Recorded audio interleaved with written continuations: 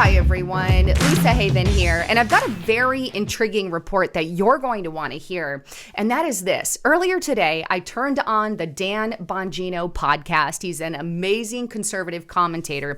But anyway, I turned on his podcast, and he immediately opens up with the fact, is America free or not? He asks the question.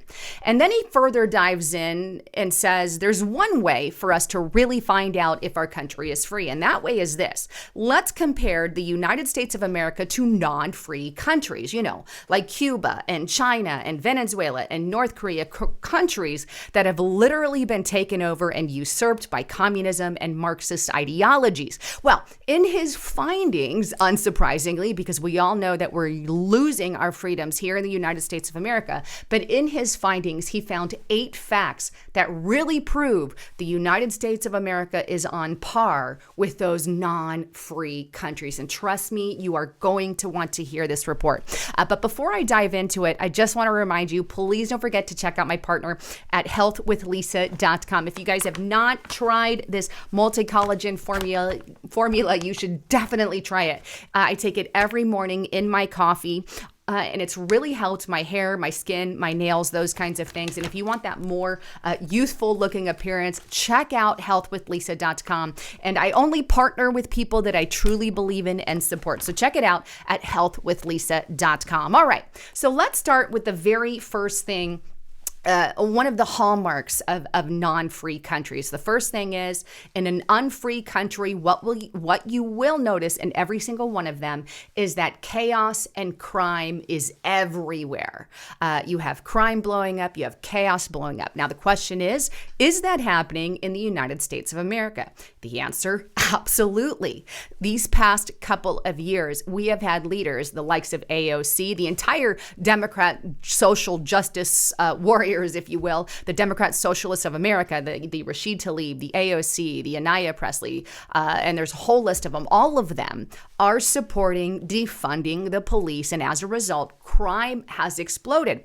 We don't have to look much further other than what's going on right now in California. Take a look at this article here, and this is on dailymail.co.uk. 2 thieves have just robbed TJ Maxx as rash of California shoplifting continues. So there's massive shoplifting breaking out in parts of California. Why?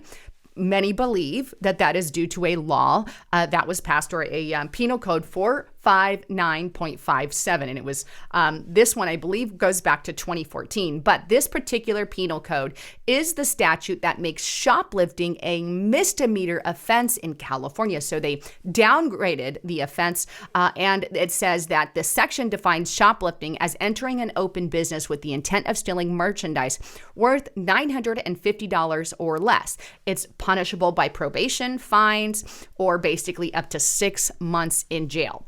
So this particular law dumbed down, if you go and commit a crime and you spend less than $950, then it's a slap on a hand, it's a misdemeanor versus what it was before, which was more harsher penalties. As a result of this, crime is exploding in certain areas, but it's not just exploding in California, it's mainly Democratic cities. Here we go. Here's communistnewsnetwork.com. The U.S. saw significant crime rise across major cities in 2020, and it's not letting up. Where is that crime specifically? We'll see. CNN isn't going to tell you, but Breitbart News will. Breitbart.com. CNN admits there is a crime wave and highlights violence in Democratic-run cities. And it's talking about that same article, but really Breitbart is saying it's more Democratic cities. We have massive amounts of crime in Chicago, massive amounts of crime in New York City. Then we have this Forbes.com article. At least 13 cities are defunding their police departments. It's things like these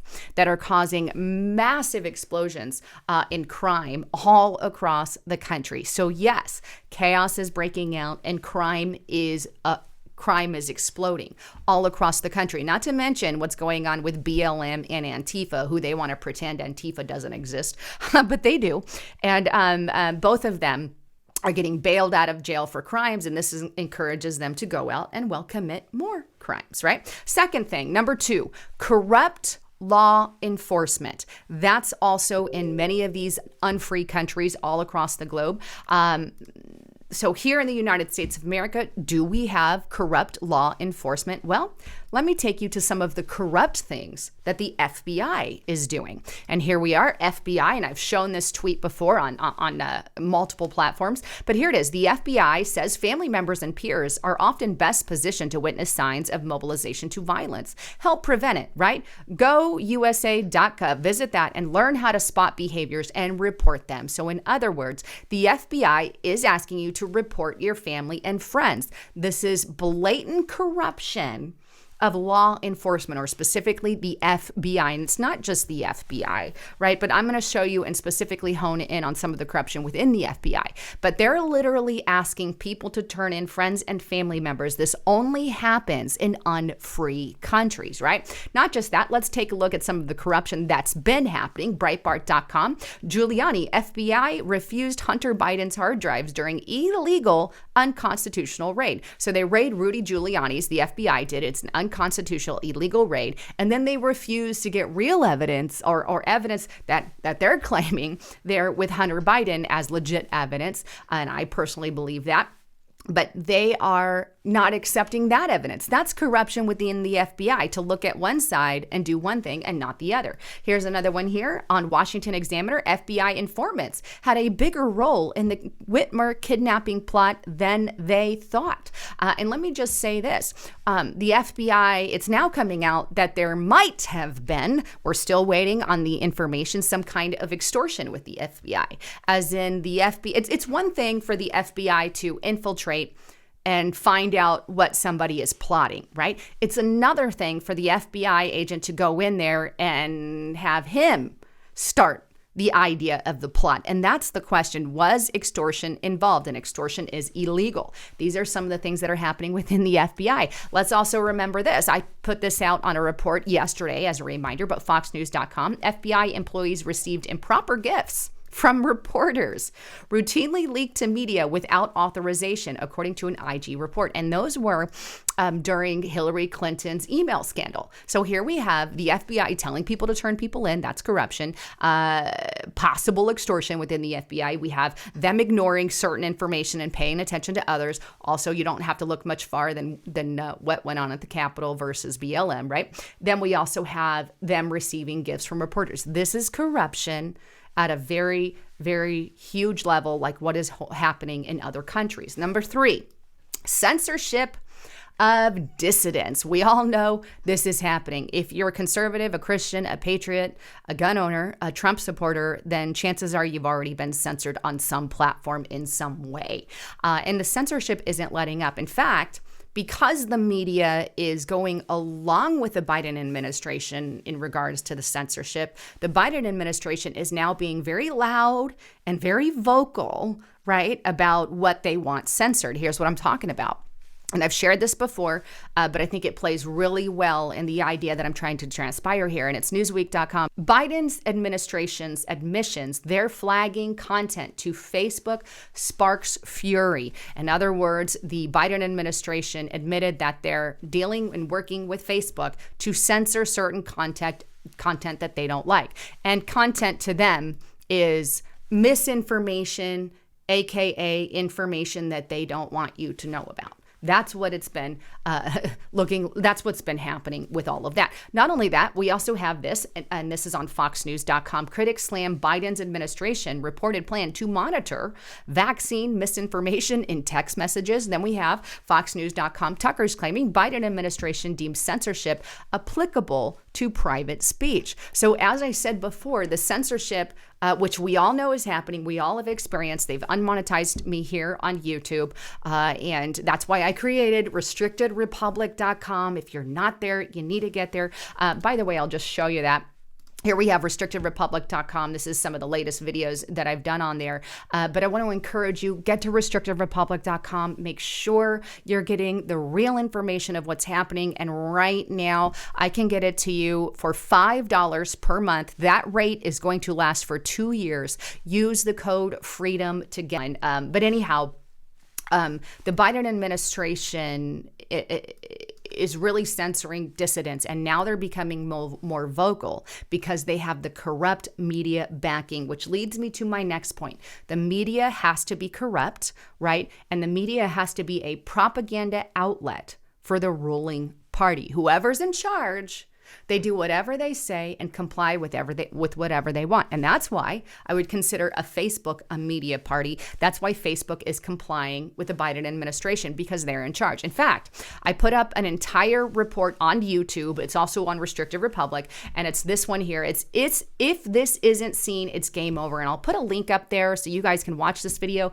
But new enemy of the state rises, and you need to protect yourself ASAP. In this video, I really dive into the corruption within the mainstream media, how corrupt they are, how propagandized they are, how much they share misinformation while calling their opposition misinformation.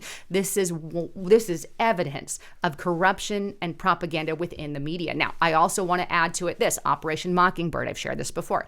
This is an operation that took place supposedly years ago, where the CIA worked with the media in order to send out certain messages. Well, this seems to still be going on today in part. Let me show you this article, dailycaller.com. This is just more corruption in our media. And when you tie this with the corruption in law enforcement, which was number 2, we've got a pretty solid case here. But dailycaller.com, 15 former spooks who work at CNN and MSNBC now. These are former spooks being people who worked for the CIA, any intelligence community. And here they are here.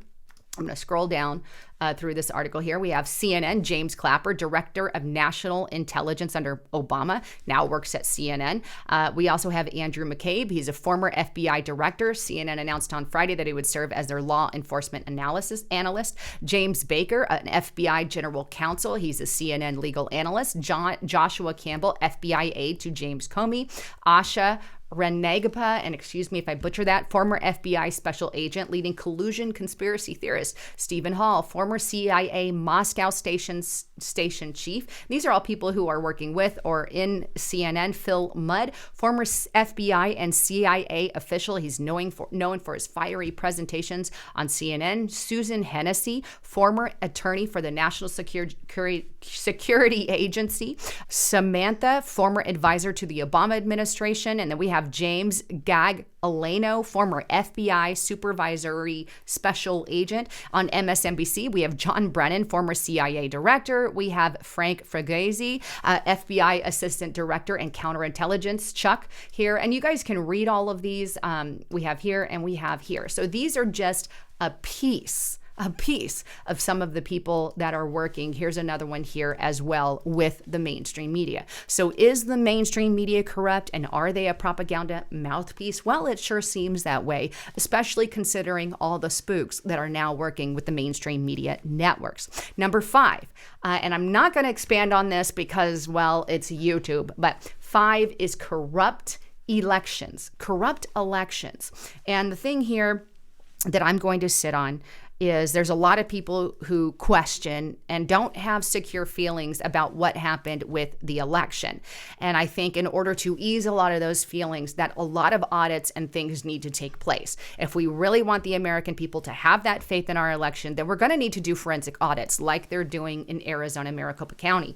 But the thing is here, we have to get more solid on our elections, and we have to give faith and confidence and build that up. And right now, we just don't have that. So do we have a corrupt election system? Well, a lot of people here in the United States of America seem to think that. All right, number 6, corruption across academics, the scientific community, the education community, the you name it, all our academics across the United States of America. Are they being corrupted? Well, right now, a lot of them, instead of being used as scientific fact, they're being used as propaganda arms of the elite ruling class, if you will, in order to, here's what they do. They take science and they say, this is science, follow it and use it and believe it. Okay, but the problem is they're only giving you one-sided science. You see, science is all about forming a hypothesis, and then finding the end result. Did my hypothesis pan out or did it not?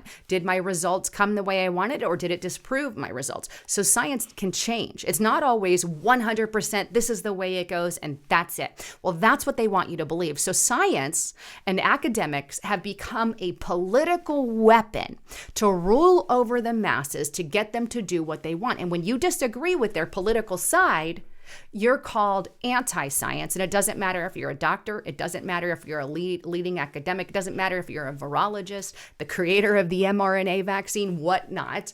If you don't go along with their agenda and their narrative of science, you're anti-science. And here's a little bit about what I'm talking about here. And let's go to this blaze.com report. YouTube removed the viral video of frontline doctors calling for an end to quarantine and comparing COVID-19 to the flu. They removed it. Any information they don't like gets removed. Here's another one. We have offguardian.org. American frontline doctors website was removed after videos, and multiple videos were censored. The American frontline doctors have been removed from multiple platforms. Doesn't matter that they're doctors and in that field, they're getting removed because they don't like the opinions that they're giving. FoxNews.com, mRNA vaccine inventor, actually went on Tucker Carlson News and spoke out after YouTube deleted the video of him discussing what he called risks, right? So this information is removed. It doesn't matter if you created or what you did. It's a one-size politicized science. So there you have it. There you have it. You have academics and science